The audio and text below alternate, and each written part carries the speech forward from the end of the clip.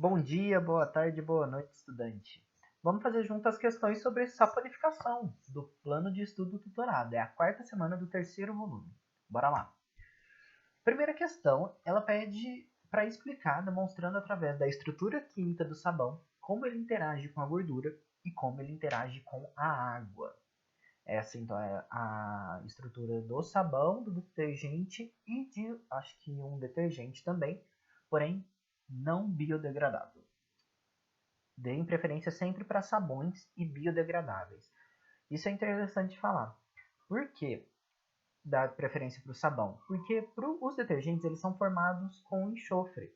Vocês podem ver ali que tem um átomo S nessa estrutura. Então ele já se torna mais nocivo ao meio ambiente do que o próprio sabão. Então o sabão ele é menos nocivo ao meio ambiente. Então vamos lá. Como que isso acontece? Essas partes aqui, essas duas partes, né, do sabão e dos detergentes biodegradável e não biodegradável, elas são apolares. E elas interagem então com as gorduras, que também são apolares, beleza? A longa cauda, composta então por carbonos e hidrogênios, interage com as grandes cadeias de glicerídeos ou gorduras. Para deixar aí anotado e mais claro. Ok? Para finalizar, então, essas partes aqui são as partes polares e a parte carregada eletricamente dessa outra, de toda a molécula. E essa parte ela pode ser chamada de parte polar e interage com a água, que também é uma substância polar. Beleza? Questão número 2. A capacidade de limpeza e a eficiência de um sabão dependem de sua propriedade de formar micelas estáveis que arrastam com facilidade as moléculas impregnadas no material a ser limpo. Tais micelas têm em sua estrutura partes capazes de interagir com substâncias polares, como a água, e partes que podem interagir com substâncias apolares, como as gorduras e os óleos. Então vamos lá. A substância capaz de formar as estruturas mencionadas é... Então, se não me engano, no texto que foi apresentado no plano de estudo tutorado, eles falam que os sabões, né, eles geralmente têm a partir de 12 carbonos. Então, eles têm estruturas maiores. Né? Então, não podem ser pequenas cadeias, como, por exemplo, a letra C, que só tem 3 carbonos. Né? Ou a letra D e a letra C e a letra D, que tem pequenas cadeias. Apesar delas terem uma parte mais polar, que seria o COONA e o COOH, e o resto da cadeia ser mais apolar, mas eles ainda não são tão grandes para ser tão apolar, beleza? A letra E e a letra A, eles são hidrocarbonetos, então os hidrocarbonetos eles são apenas apolares, eles não têm uma parte polar, como por exemplo na letra B.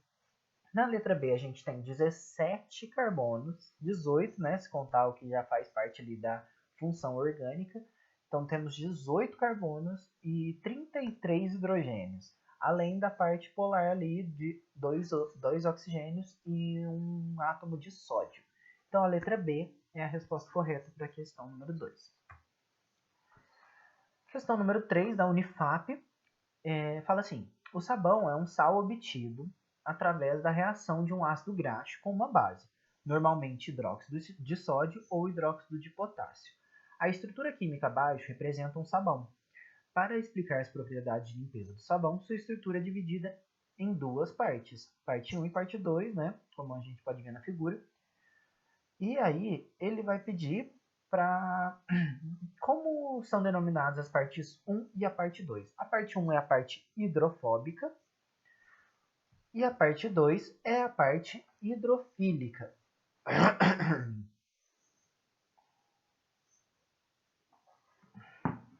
No processo de limpeza, letra B.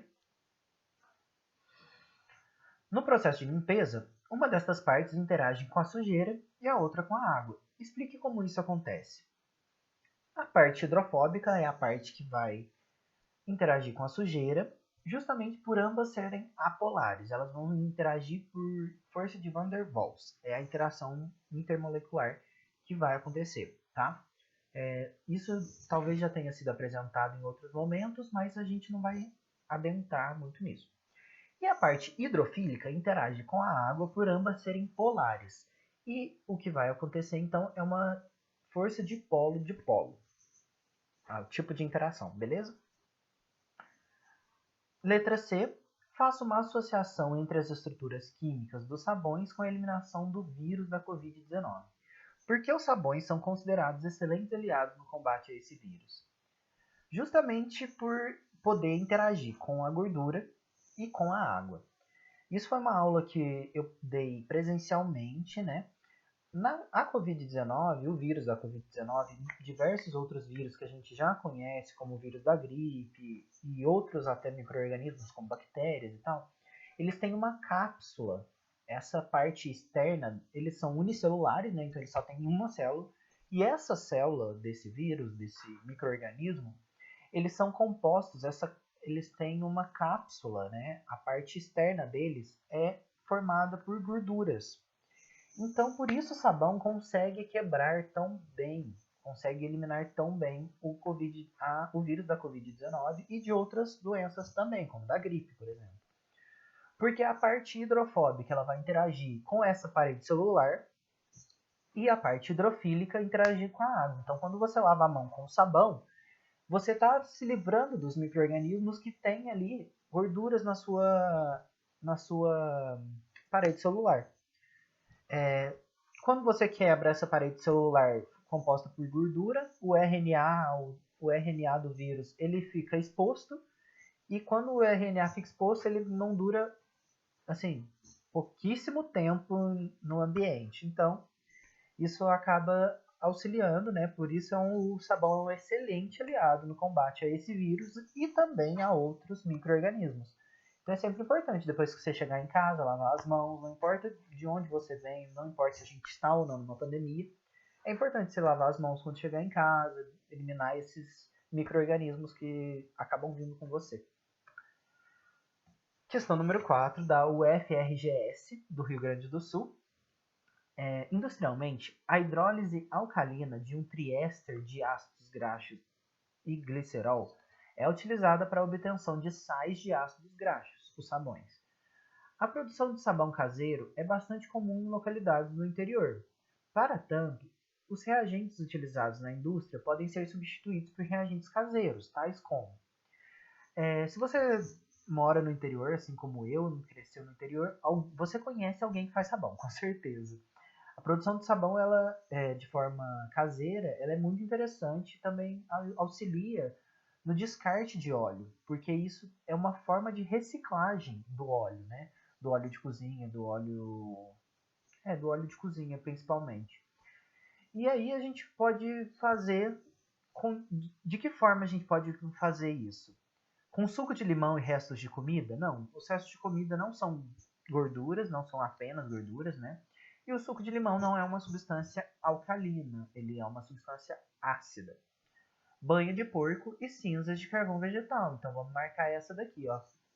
Porque a banha de porco é uma gordura animal. Poderia ser, por exemplo, também o óleo de soja, como eu dei o exemplo. E as cinzas de carvão vegetal têm essa basicidade, ela é uma substância alcalina. E também pode ser substituída pela soda cáustica, que a gente consegue encontrar nos mercados. Porém, com a soda cáustica ela se torna um pouco mais perigosa, porque a soda cáustica ela é bastante prejudicial ao ser humano se utilizada de forma incorreta.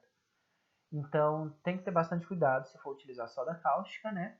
Mas é possível sim encontrar isso nos mercados aí, né? Cera de abelha e gordura de coco, então seriam duas gorduras, a cera também é uma gordura, então não aconteceria o processo de saponificação. Gordura de animal, sim, farinha de milho não. Farinha de milho não é uma substância alcalina, então a hidrólise não seria realizada. Soda cáustica poderia, e proteína animal. Proteína não é gordura, então essa também não é uma alternativa, então a alternativa correta é a letra B. E aí, por último, a última questão, né, do Enem, que fala sobre os tensoativos, que são compostos capazes de interagir com substâncias polares e apolares. A parte iônica dos tensoativos interage com substâncias polares e a parte lipofílica, só trocaram os nomes, tá? Interage com as substâncias apolares.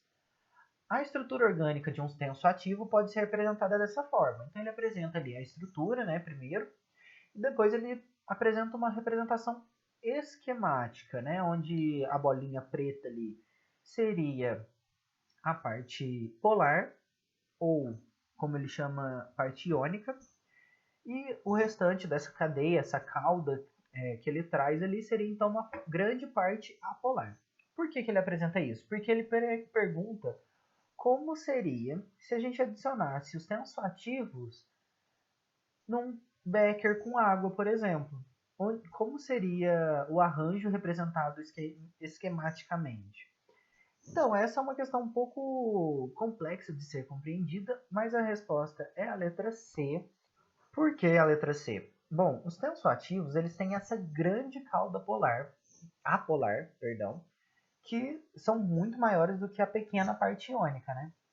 Então, eles vão tentar ficar fora da água. Então, eles fazem essa... Então, temos ali o nível da água. Depois, a gente tem toda a parte apolar. E, por último, a parte polar, que não vai estar em contato com a água. Beleza? A alternativa correta é a letra C. Para finalizar, trouxe uma frase hoje do Paulo Paes, que falou que uma ideia sem prática é como uma bolha de sabão. Brilha, mas logo desaparece então.